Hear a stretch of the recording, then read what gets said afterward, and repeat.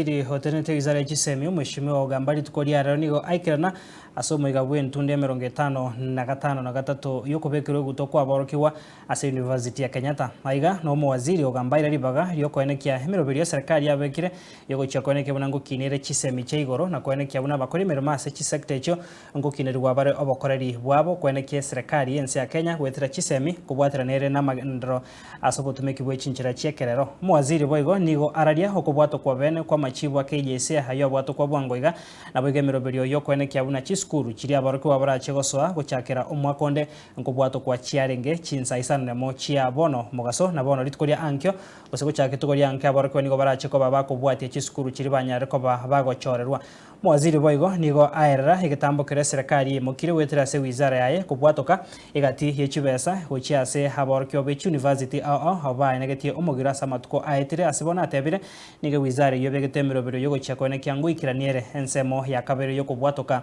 chisire cho chia Abaorokigwa be University ase budget yo mwako gocha bwe chiri bubere 25 no yomo.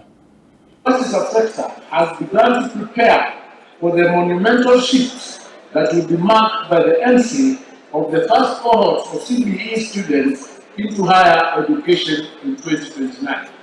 These are the students who are being transitioned to grade 10 by January 2026. They are being placed today, and by noon today, we will start checking to know which schools they are going to. They are due to transition to our universities in 2029.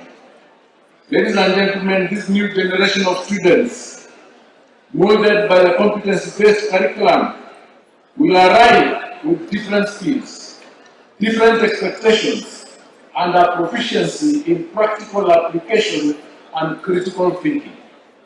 They will demand flexible multidisciplinary and technology-driven programs. I look to Kenyatta University as a recognized trailblazer and market leader in education to set the standards.